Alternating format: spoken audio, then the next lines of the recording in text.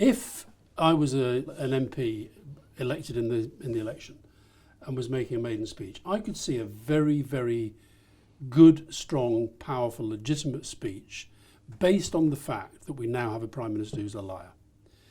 You couldn't make that in the House of Commons. And that person would end up being kicked out of the House of Commons for telling the truth.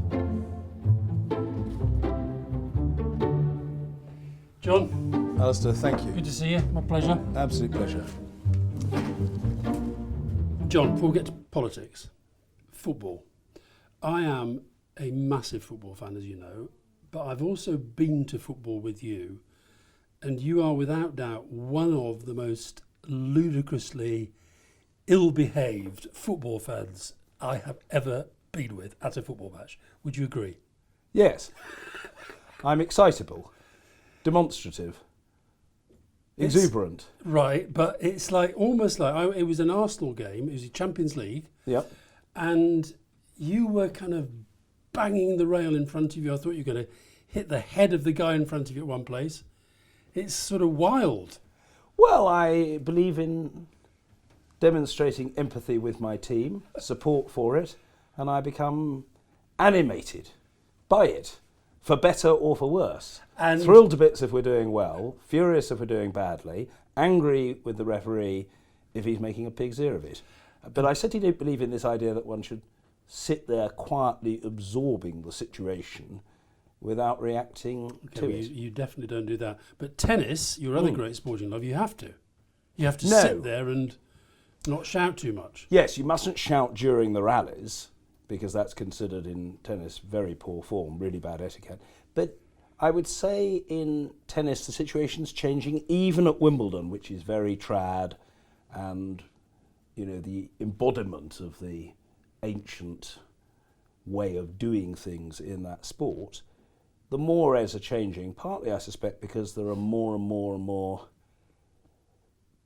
people from across Europe and around the world who are there.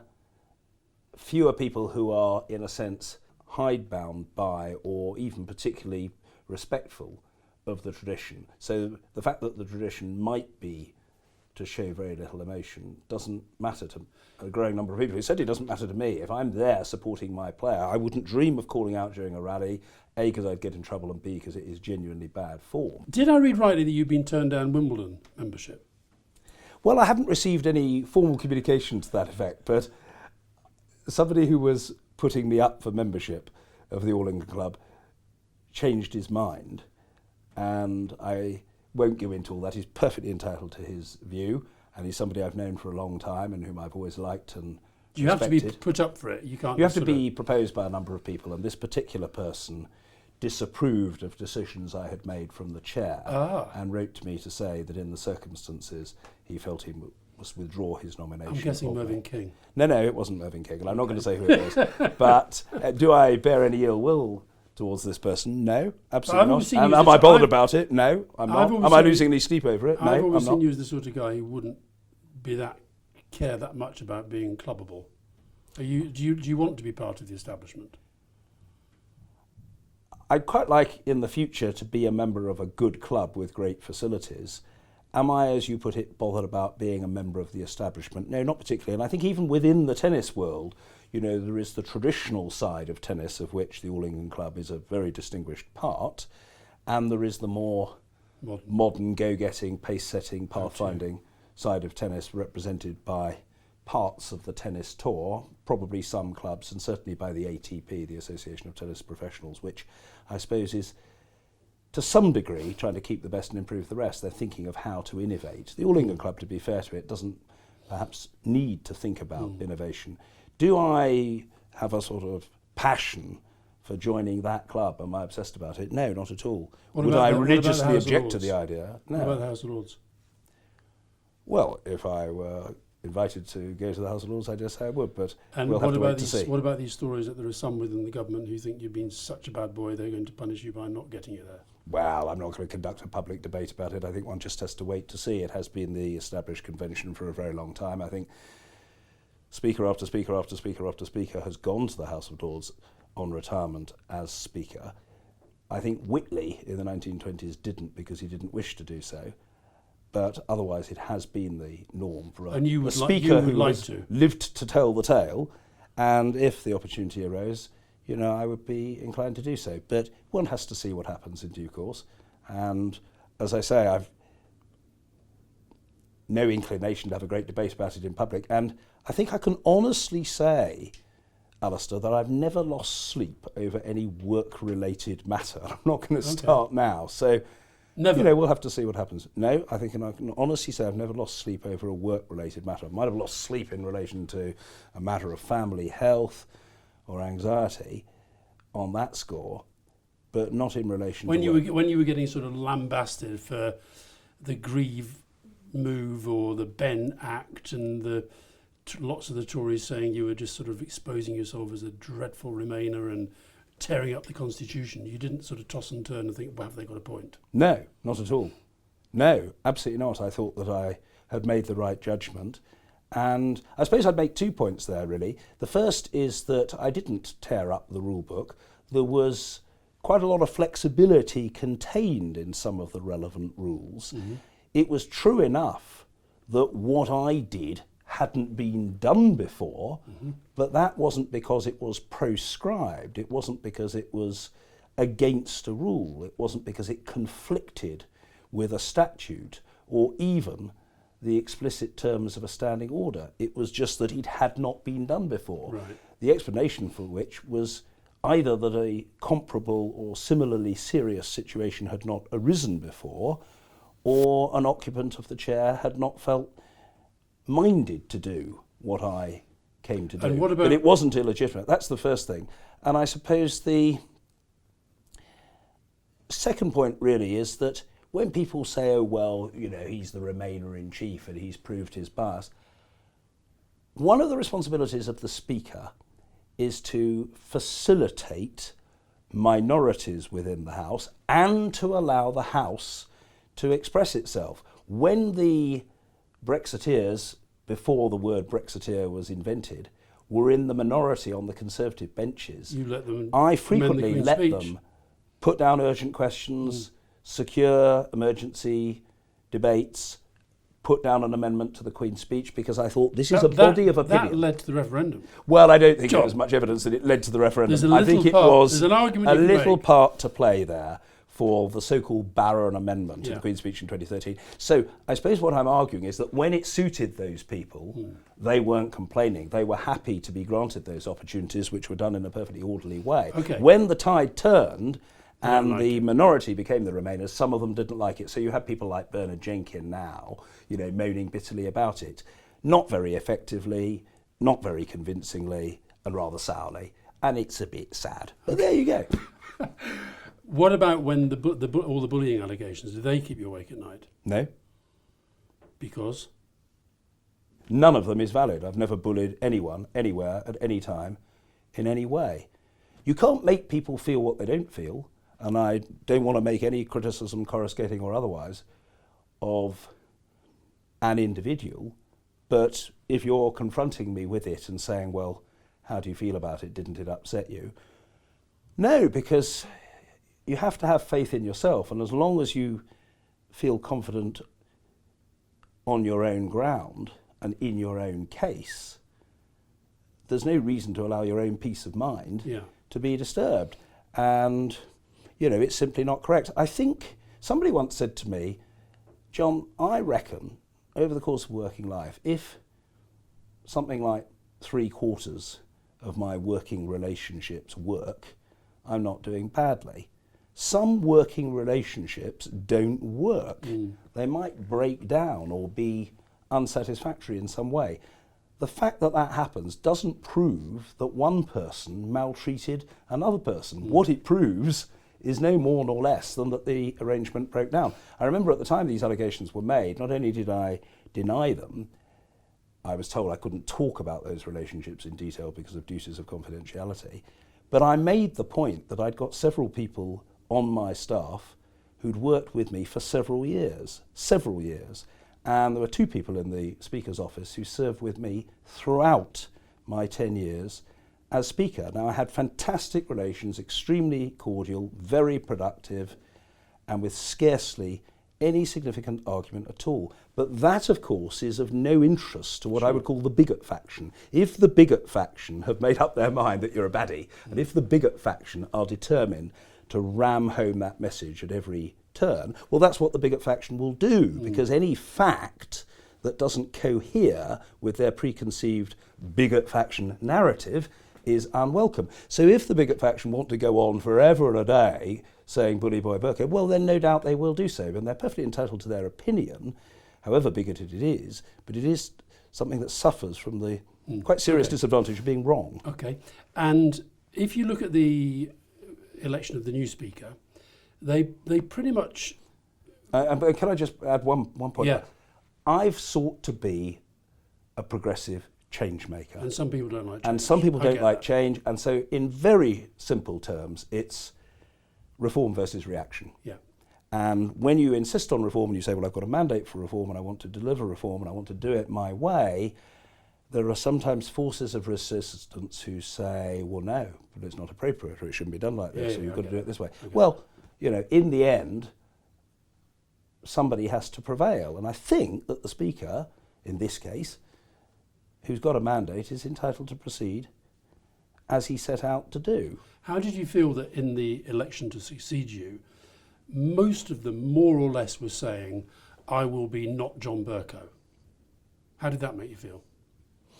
Well, I'm untroubled by that. I mean, I think inevitably people have to craft their own narrative. And I guess what they want to do is to appeal to as many people as possible. And if there are characteristics of mind that have caused irritation, frustration, or anger, those people want to emphasise, don't worry, I'm not going to be like him. I think there is a flip side to the coin, Alastair, if I can be forgiven for uttering it. And the flip side of the coin is that a lot of the candidates for Speaker have tended either to take as read and therefore not to dwell upon, or indeed favourably to refer to a lot of the innovations that have been made over the last decade. So a good many of them will say, oh, well, we'll keep this, but we'll do it better, or we'll do it slightly differently. We'll build on it. So, you know, I think that there is a legacy there, and quite a lot of it will be of interest to the candidates, and the successful candidate will try to stick with it. And there will be other things where the successful candidate may say, well, I'm not going to do it that way. I mean, I'll give you an example of where there is some criticism. I'm not saying it's the only area where there's criticism, but there are people saying, I'm not specifically referring to the candidates, but more to commentators, maybe candidates as well, Prime Minister's Questions goes on too long, we've got to get back to the 30 minutes of Prime Minister's Questions. Well, that is an approach the new Speaker can take, perfectly respectable position to say we start at exactly midday and we finish at exactly 12:30, irrespective of how long the exchanges between the party leaders take. But if that happens, I predict to you that in quite a short period, when people who are used to being reached when I was in the chair are not reached, people will complain, or they'll say, oh, but what's going on? Why are we finishing now? There's no opportunity for backbenchers. It got cut off so promptly. So my successor will do it his or her way, and I wish that person and Parliament Godspeed. But I suppose what I'm saying is there are no simple choices, and choices have consequences. Yeah. What? Let's imagine now you've not been Speaker in the last 10 years, but you've been a backbench MP, and you've been called in one of the big Brexit debates.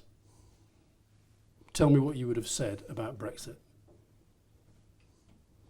This is the biggest foreign policy mistake, stroke blunder, of the post-war period. I don't say that because I'm some sort of starry-eyed Europhile, that there is a sort of misty romanticism about my belief in British membership of the European Union, or that I have a kind of Roy Jenkins style, Ted Heath style, Ken Clarke style passion, love for the European project. It's more a hard-headed calculation of the British national interest. And if you ask me why I myself think that it is better for the UK to be part of the European Union, that's the best deal, I think I would say in 6 words: power block, trade block, civilised values translated into practice across Europe. But if you've got one of your Bernard Jenkins, well, the civilised values makes the 6 words. yeah, okay. But if you've got Bernard Jenkins or Peter Bone or all these Mr. Peter Bone, Andrew Bridgen, if you've got them all looking at you now, they're going to say, there you go. The guy was a massive Remainer, and that affected the way that he operated in the chair. No. Well, they probably will say that. But, Alastair, you're experienced enough as a campaigner and a strategist to know that you can't make people think what they don't think, and you can't stop them thinking what they do think. But okay, let me put it another way. Do you think there's been any time in this process where you've thought, I'm so angry with this ridiculous Brexit nonsense, as am I, as you know, that actually I'm going to try and help the Remainers? No. What I wanted to do was to ensure that the will of the House was expressed. It wasn't a question of trying to help the Remainers.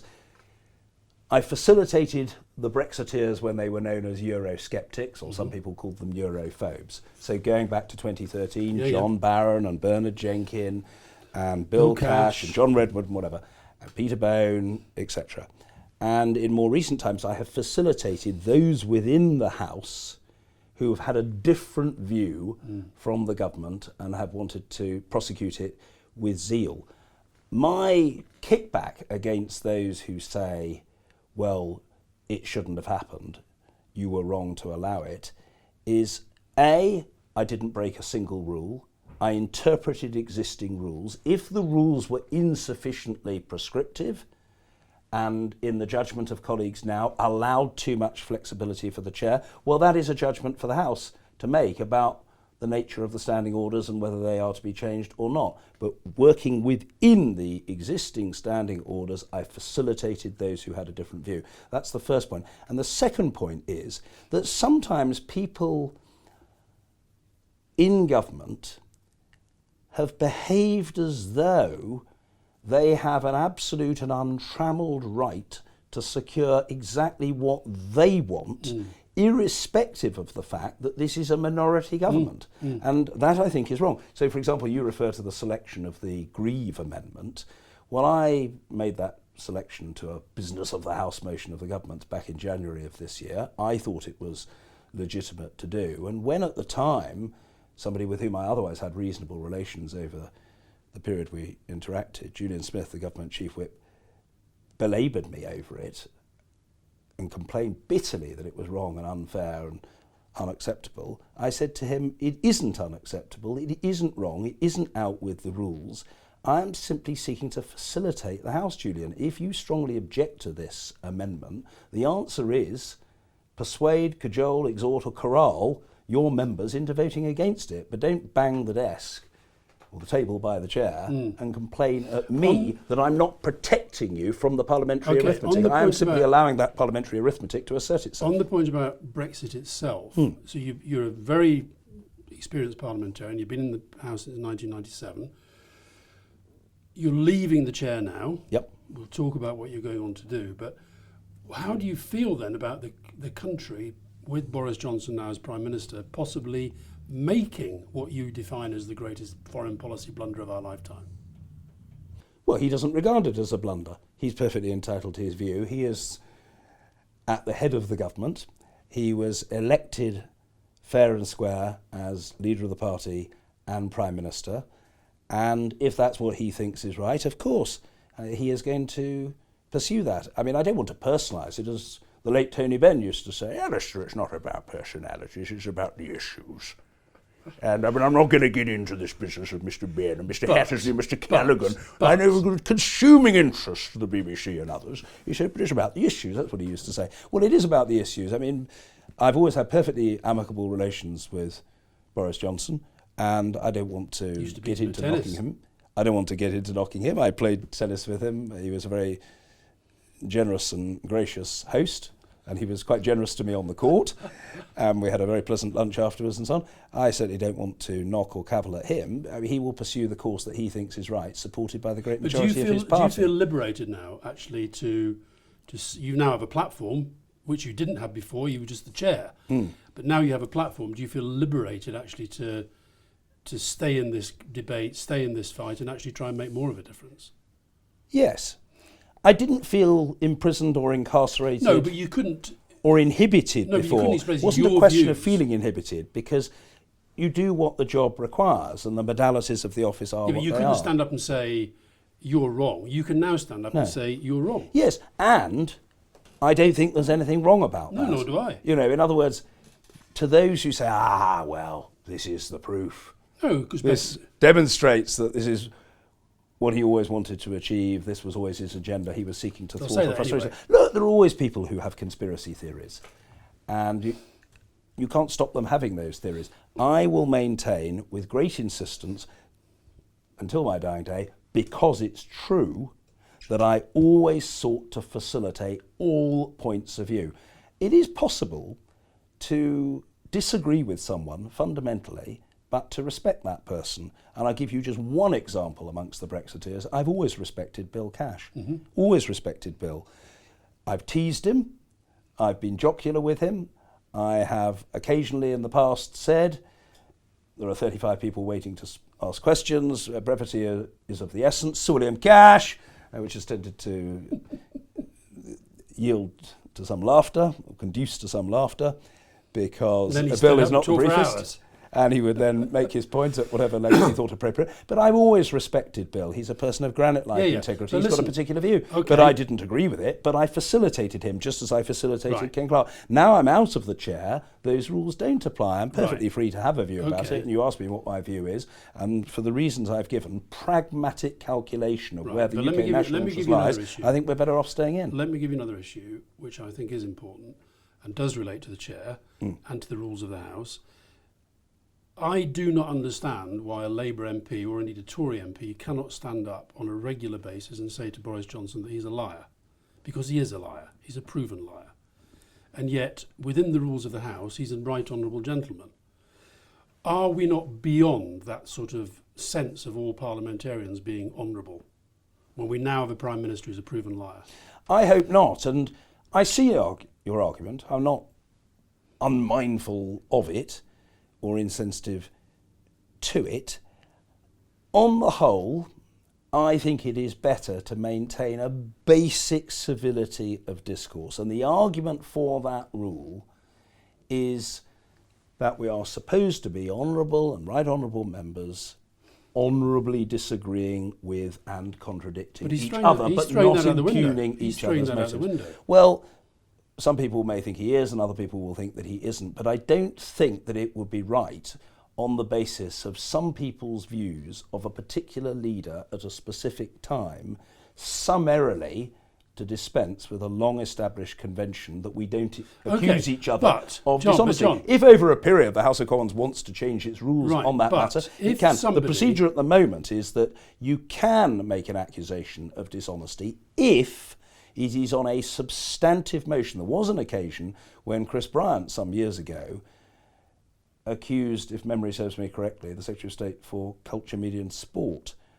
of dishonesty, and I didn't haul him up on it, and there were people on the government side who were angry with me, but I think I was on safe ground. If I was an MP elected in the election and was making a maiden speech, I could see a very, very good, strong, powerful, legitimate speech based on the fact that we now have a Prime Minister who's a liar. You couldn't make that in the House of Commons. And that person would end up being kicked out of the House of Commons for telling the truth. No? Well, it's a hypothetical situation. Yeah, but so because it's hypothetical, I'm reluctant to pronounce on it. I still take my stand on the basic issue of principle that we shouldn't impugn each other's integrity. Yes, I know, but if if that rule breaks down because of the guy in charge, right, then I think you've got a problem. Well, the rule isn't based upon or designed for the protection of or tailored to the person in charge. The rule is informed by the principle that we should disagree with each other without impugning each other's integrity. It probably is grounded in that. I still think with a degree of creativity and verbal dexterity, it's possible for someone to expose the weaknesses, the inconsistencies, the contradiction between rhetoric and reality in what someone else has said or done. But I don't think it is necessary to coarsen the debate by accusations of lying. However, the standing orders and conventions of the House are operating under the property of the House. You're operating under the assumption they will tell the truth. And that's the basis on which most Prime Ministers have operated. If they tell a lie at the dispatch box, they're out of the job. Boris Johnson has no such qualms. Well, I mean, you'd have to call to mind particular examples, but I'm reluctant to act as referee or umpire on that matter. I much prefer to think in terms of people arguing their case without resort to that word. If you do get invited to take a seat in the House of Lords, would you sit as a crossbencher? Gosh, this is all very hypothetical. That's certainly the norm, yes. Right. And if you were voting in the upcoming election, are you still a Conservative? I'm not going to comment on my voting intention. I'm not going to comment on that. Because you've decided just to get out of party politics? I have got out of party politics. And I have no plans to enter party politics. But would the Brexit debate prevent you from offering full support to your former party? Well, I'm not proposing to offer support to my former party or to another party in the election that is now with us. So notwithstanding your extraordinarily agile technique of trying to secure an answer to the question that I first declined to answer by using all sorts of other routes and back passes and sideways flicks and so on, I think I'm going to resist the temptation for now. Which of all the names that you called do you most enjoy the expression thereof? Bambos charalambus, followed by Thangam debonair. And who are your favourite? You're quite a good mimic. You've already done Tony Benn. Which of the MPs do you feel you mimic quite? I've heard you do Ken Clarke quite well before. I've always enjoyed impersonating Ken. And we've been very good friends. I'm not good at it. I tell you, actually. You are good at it. I'll tell you, he was a very good mimic. Have a go. All right. I was going to tell you he was a really good mimic because I was rude about him earlier. Well, I wasn't rude about him. I was just mildly critical of him. But Bernard Jenkin is actually a very good mimic. He does a very good impersonation of several different people, far better than I.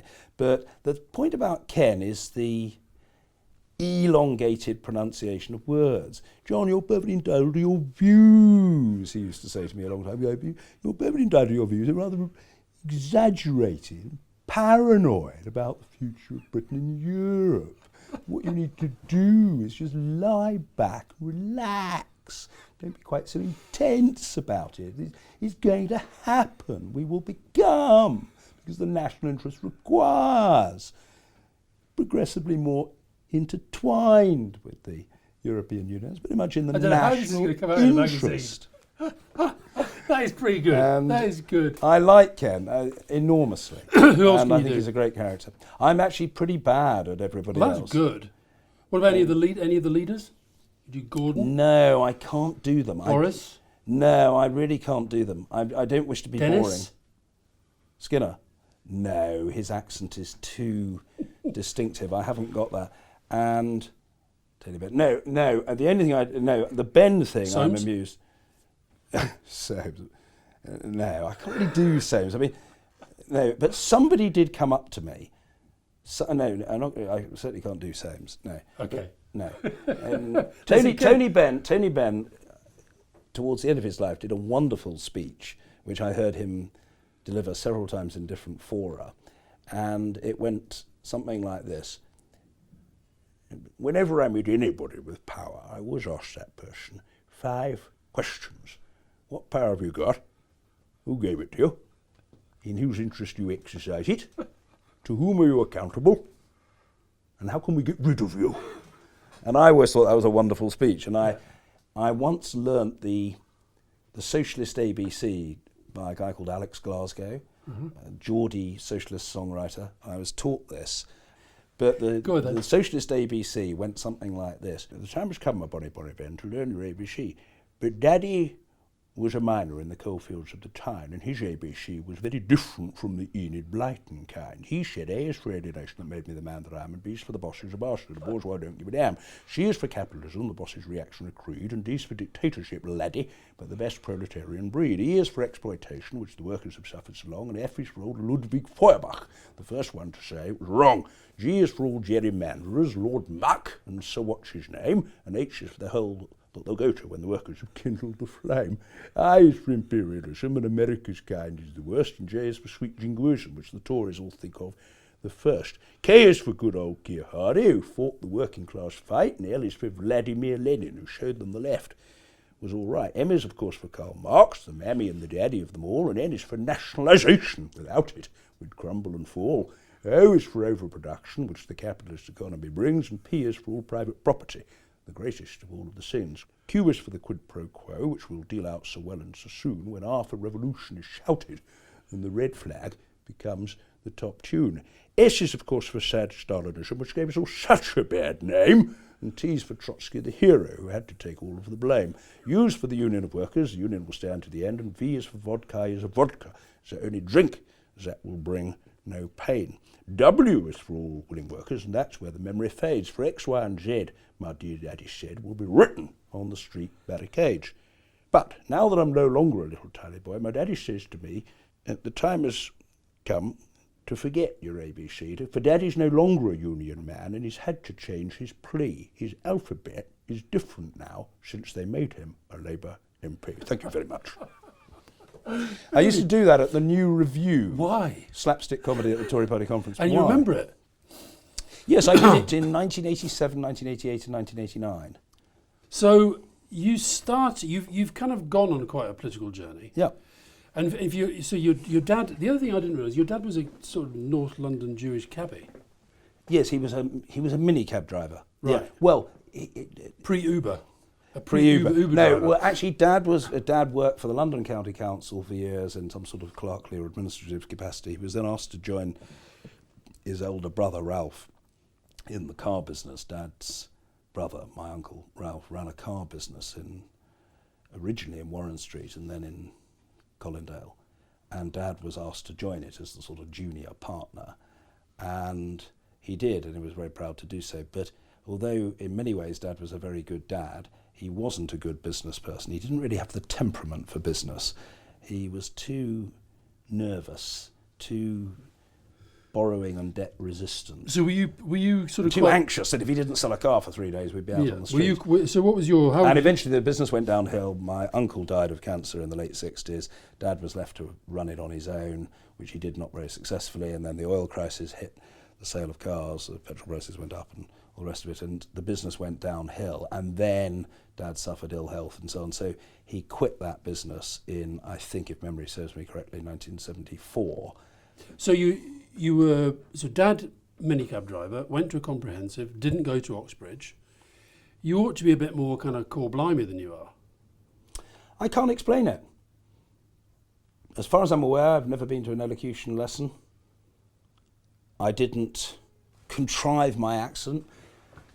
Dad spoke in paragraphs. Dad spoke very good English. Dad was probably rather mannered in his speech, as I am. Dad regarded it as a serious sin to split an infinitive or put a preposition at the end of a sentence. So if you're asking, well, where did you get your speaking style from, the short answer is Dad. You do sound to me often when you're speaking as though you're writing at the same time. You see what I mean? Yeah. Are you conscious of that? No. You're not conscious of the words appearing in print? No. And do you know, So by the way, it's subconscious. I saw a thing, Unself-conscious. I saw a bit of Hansard research which said that there's a graph, I've got a picture of it, you may have seen it, and it's the percentage of words said in the House by the Speaker. Until it never got above 1, and you at points have been 2.5. Now, I'm surprised it's not higher. Is that verbosity or is that history? When you say, well, it's certainly verbosity, but why is it history? Well, because the Speaker's role has been so important in the last I see period what you of mean. history. Well, I don't know whether it has been greater during the Brexit debates than earlier. I could only give you an accurate answer to that question It has. if I knew that. Okay. Well, in that case, it is probably because the nature of the debates or the requirement for the speaker to respond to points of order has been greater. And prompting a greater flow of words from me in the chair. Are you proud of the fact that when I was in Denmark recently, a taxi driver asked me what chuntering from a sedentary position meant? Well, I'm certainly not ashamed of it. Actually, the expression chuntering from a sedentary position is not new in Parliament. It's been used for a long time. Around the world on television regularly. It's new around the world on television on a regular basis, and it is probably comparatively new used by the chair.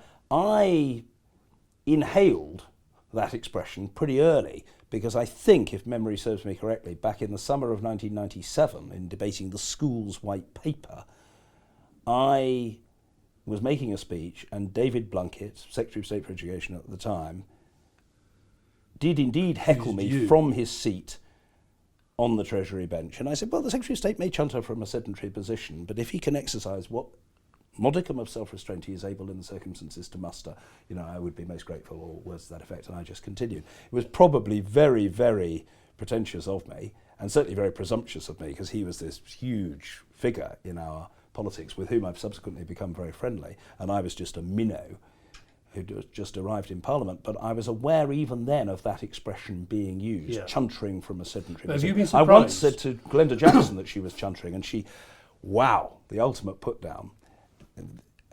Glenda Jackson said to me, I think she asked to intervene, if I remember rightly, when I said, well, the Honourable Lady is chuntering. She said, let me say to the Honourable Gentleman, the member for Buckingham, I do not chunter. But are you proud of the fact that you're... Oh, let me put this a different way. You have got a sort of, for global fame of sorts with the way that our debates have been covered around the world. They literally have been covered around the world. What does that say about what our politics has become? Because, Betty was famous in the UK, but not around the world. Hugely so. First female speaker. No, I'm asking about very you now, considerable ambassador for the country. So, yes, she came to be extremely well known. What does it say about our politics? I suppose what it says is really twofold. First, we are discussing an issue which interests a lot of people beyond the UK. Mm-hmm. It's not that surprising when you think about it. If we're talking about British transport policy, other than a small number of geeks, people in France and Germany and Holland and Italy and Belgium, not to mention North America, China. Latin America, China, are not going to be very interested. If we're talking about an issue called Brexit, then huge numbers of people across Europe and more widely, because of the implications for global relationships, will be interested. So I think that's one factor. And I suppose the other factor is the sheer intensity of it, the high octane quality, and often, let's be candid about it, the sheer toxicity of the debate probably acts as a magnet. So people are watching. It doesn't mean that they're impressed or depressed, approving or disapproving. It just means that they are interested. Have you noticed an escalation in the toxicity, an increase in the toxicity within the chamber? Yes. Yes, I think it's a pity. Look, I want to defend my colleagues because I completely reject the charge against Parliament that, for example, as one minister recently put it, this Parliament is a disgrace. Geoffrey Cox. Yes, he's entitled to his view, but I completely disagree with that. You must be able to impersonate him, he's easy. I'm not going to try. I will deal instead with his argument. This Parliament is not a disgrace. This Parliament, in being divided, reflects the country which is divided. This Parliament was elected after the European referendum by the people, and it reflects the fact of huge public differences across the country. And this Parliament, I must say to Geoffrey and others, is doing what Parliament is there to do, to parley. So I completely understand that there are people who say, I'm fed up with this, time to get this done, time to move on, time to talk about something else, just get it sorted. But that absolutely understandable human reaction is not a good guide to policy. It is better for us to spend ages talking about it and ultimately getting it right than to spend very little time talking about it and getting it wrong. So how do you feel about this deliberate playing of Parliament against the people, which again has been a Johnson tactic? It's a legitimate tactic. It's a political campaign tactic. So I'm not going to knock an individual politician for doing what he or she thinks is right. You don't think it's dangerous? Well, it can be risky. And I think it's up to people who take a different view to articulate a different view. My own view, for what it's worth, is that Parliament has a responsibility to question, to probe, to scrutinise, to challenge, to analyse, to amend, to expose errors of omission or commission of the government of the day. That's all part of the task of Parliament. How do you feel about the number of MPs who are stepping down, saying that they're actually fed up with the abuse? MPs who seem to talk as much about death threats that they receive as about policy issues? Well, I'm worried about that. Something's going badly wrong. Well, I am worried about that, and I think that the increased toxicity of the debate is a problem. I greatly admire colleagues speaking up and speaking out, and I certainly wouldn't discourage anybody from saying what he or she thinks, but I think it is a pity that we have almost entirely lost the ability, the rather civilising and civilised ability to disagree agreeably. It ought to be possible for one person to hold a view radically different from that of someone else without resorting to ad hominem abuse. And that, I think, is a real problem. And it's a real problem not just within the political class or amongst sections of the mainstream media, though it is, all this nonsense about malcontents and enemies of the people, traitors is dangerous stuff. It's very worrying indeed when you observe on the internet, you know, what I would call the keyboard warriors, who want to flay, demonise, harass, intimidate, threaten, or worse, anyone who happens to hold a view that differs from their own. What level of argument is that? What does that say about human respect or lack of it? That is a problem. Democracy, Alastair, is not about decibel levels. An argument isn't made more powerful because it is made more loudly or because it is made more frequently. But listen, John, that's why I'm surprised that you're not more concerned about something like the Prime Minister doing this Parliament against the people thing, because that is part of the same thing that the papers do. Traitor, surrender, enemies of the people. That's all part of the same game. And that's fueling this sense of Parliament is there as an enemy rather than being there as a representative of the people. Well, I didn't say I wasn't concerned about it. I'm just saying that a party leader... He's more important than a keyboard warrior. Yes, and a party leader will take what position he or she thinks fit. And I defend a party leader's right to do so, to say, this is my narrative. Even if it's this dangerous, is what I think. Even if it leads to death threats. Well, I don't think that you can. I don't think you can censor political leaders. I think political leaders must be entitled within the law to frame the debate as they think fit. Should a party leader be threatened with prosecution or arrest for saying exactly what he or she thinks within the existing law? Absolutely not. I think the challenge is for people. Well, the challenge is for people who take a different view to counter it. And if you look me in the eye and say, do I think that our parliamentary democracy is fundamentally in good health? I do. Do you? I do. I think that Parliament has been standing up for itself. I agree with in recent years, and that seems to me to be a good thing. Now, there are people who say, well, it shouldn't. It should like just Cox, be facilitating the will of Johnson. the people. Well, they're entitled to that view, but I don't think that there is necessarily anything that we can identify as the settled will of the people. Right, there isn't a static. It isn't God-given, and it isn't predetermined, and it isn't unchanging. Therefore, do you agree with me that actually a general election is not the way to resolve Brexit? I don't think that a general election will put an end to the argument about Brexit. It's perfectly legitimate for Parliament to vote for an election, and it may be, depending upon the result of that election, that phase one of Brexit will be concluded. But for the avoidance of doubt, I'll be absolutely candid with you, Alastair. The idea that the Brexit debate is going to be ended on December the 12th is for the birds. We will be debating Brexit for a minimum of 5 years, very likely for 10, and quite conceivably for 15 years. All we are dealing with, you know this, I know this, let it be said explicitly, all we're dealing with at the moment is phase one, the withdrawal agreement. What is the basis on which we withdraw if we do so? After that, there is a whole second phase, which is about the trade relationship with the EU and with the wider world. There's the security relationship, there's cooperation on terrorism and trafficking and identity theft, so if and I a can put you vast back, facility of other if issues. I can put you back on the back benches, making your excellent speech where you said this is the biggest foreign policy blunder, would you also, in that speech, say that you favour a second referendum to resolve Brexit? I can see a compelling case for it. I can see a compelling case for it. I don't sense at the moment, which is not the point of principle, it's a point of practicality, that there is a majority for that. There certainly isn't a majority in the existing House, and I've no idea whether there'll be a majority after the election.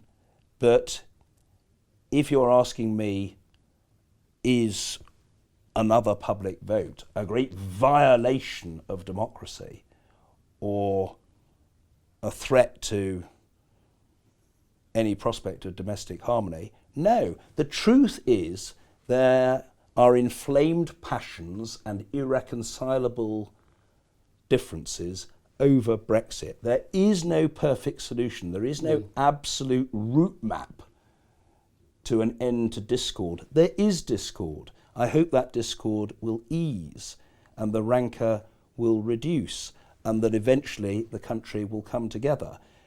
But there is that very fundamental difference. And it does seem to me that the country voted for departure.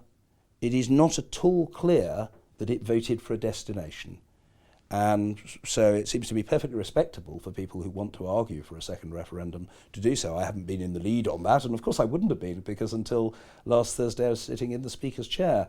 But if I'm asked whether I think that there is a respectable or even a compelling case for a further public vote, I think that there is. But I'm not saying that that will happen. I completely understand that the Conservative Party doesn't want that, and it has a respectable argument for saying we don't need to have continued referenda. If we win this election and we get a majority, we're entitled to implement it. And I think it can very credibly argue that. But I also think, and you're saying I'm sitting on the fence, I'm not sitting on the fence, I'm acknowledging that there is an argument for saying if they win the election, they can proceed as they think fit, because the election has to some extent been an opportunity for people to give their verdict on this. But there is also a very respectable argument for people who want an explicit and specific vote on a deal, or the absence of a deal, continuing to make that case. Okay. I mean, I've got some sympathy with this. I'm a bit of a Marmite character myself. Yeah. I had noticed. But you've been, it's kind of very much attached to you now. There's people either love you or hate you. How do you work that out? Well, I don't mind. I think it is better to have a... Did you see the effigy the other day? No, I didn't see this. 36-foot effigy of John Bercow. Well, I can send you the film of it.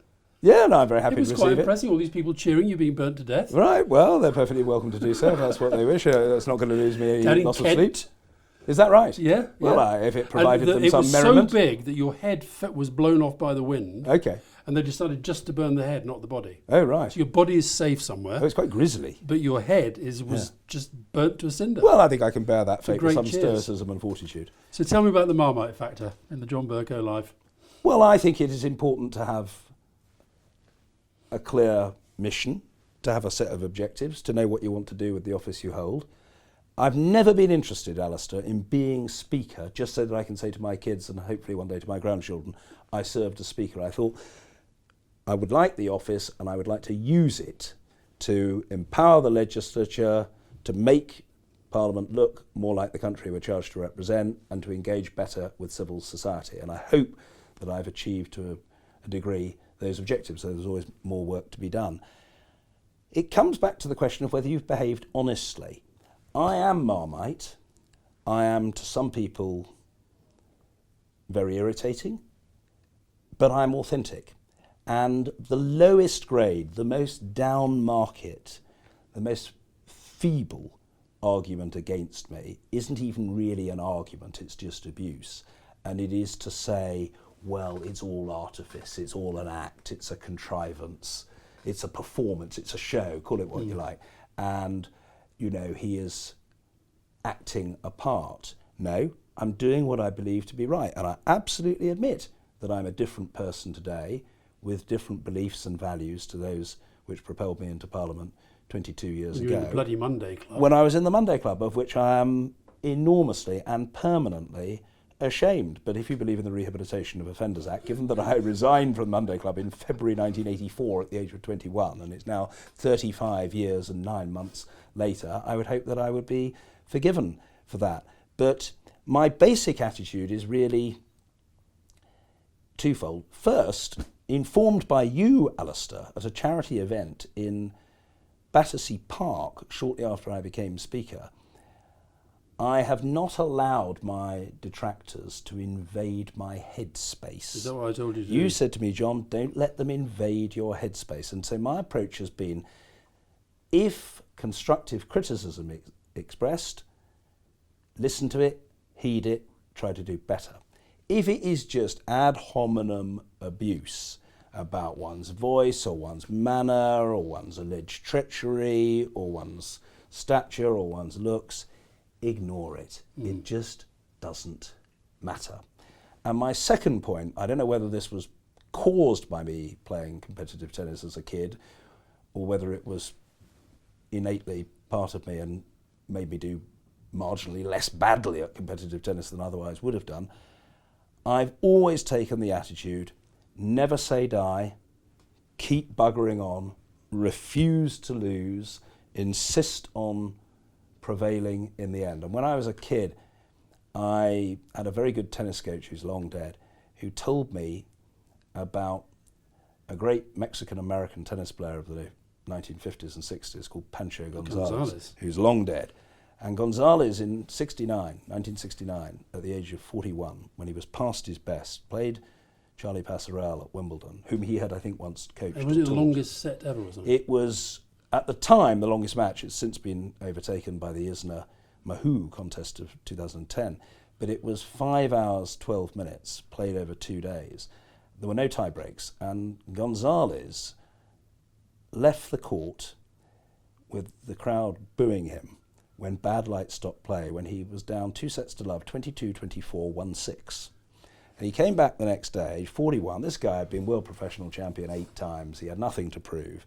He saved 7 match points and won the next 3 sets, 16-14, 6-3, 11-9. And afterwards, my coach told me, an interviewer said to him, well, Pancho, who was apparently a pretty curmudgeonly character, that was one hell of a recovery. But surely, when Charlie had you, 2 sets down and I think 5-1 in the 3rd set, and all those match points, you must have thought Charlie had you beaten. To which Gonzalez, as quick as a flash, replied, hell no. I just thought Charlie was being stubborn. Well, I'm stubborn too. So my approach is just, as Churchill used to say, KBO, keep buggering on at all times. Don't let the buggers get you down. I remember once when I was going through really difficult times, personal difficulties in my marriage, and a very dear friend of mine, really good guy, Charles Walker, came up to me to express sympathy. Was this when Sally was doing the reality TV show and all that stuff? Yeah, and after that.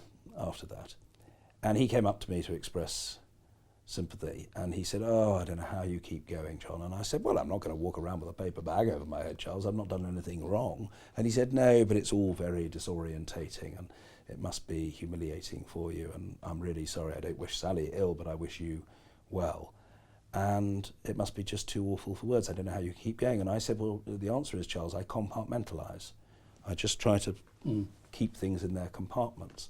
And so I can honestly say that I've had good days and bad days, successes and failures, and I've got supporters and critics.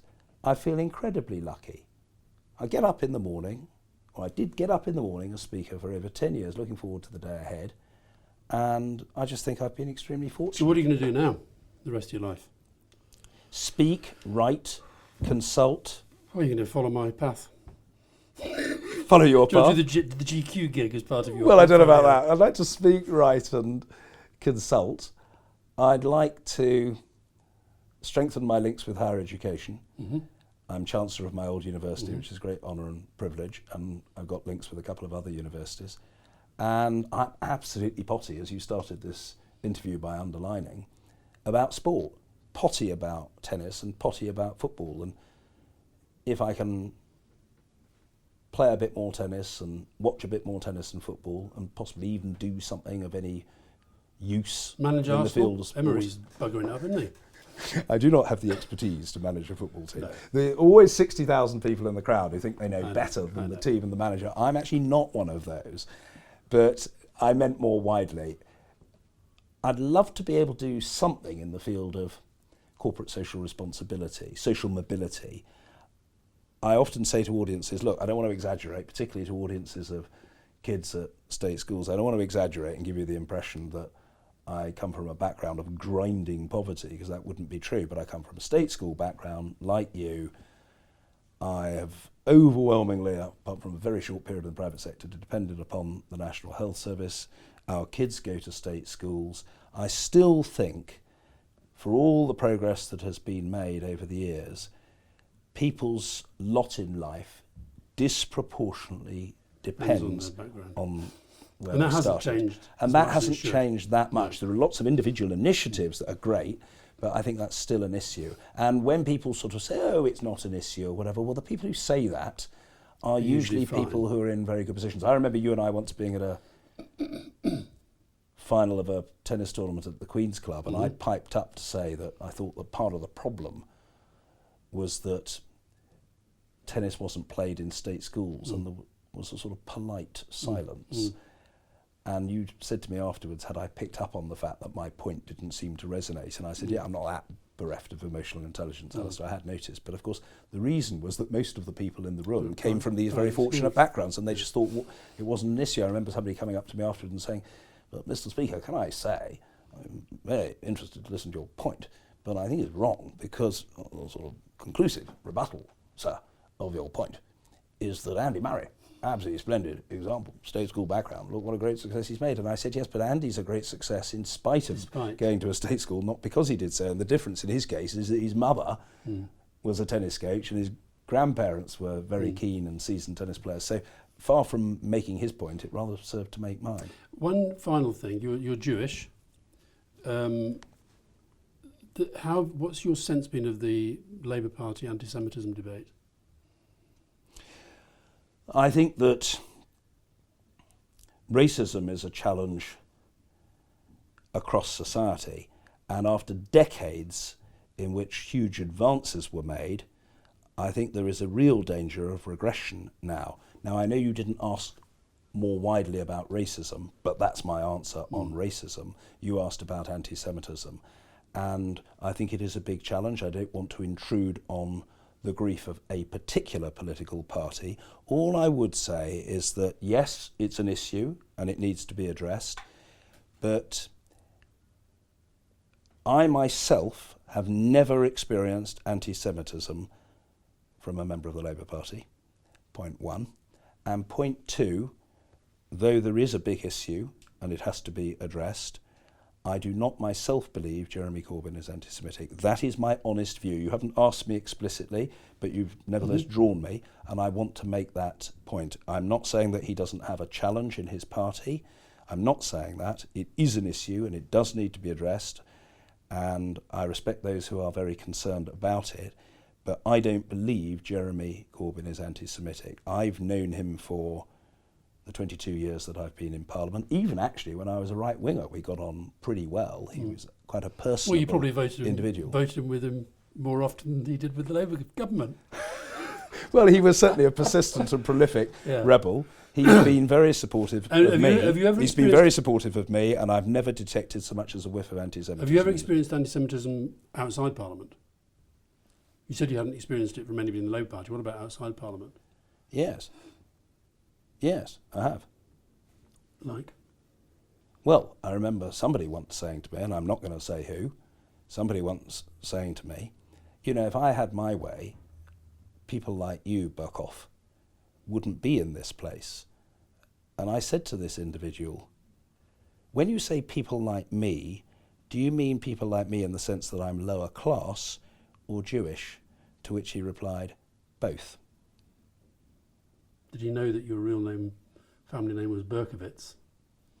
I don't know.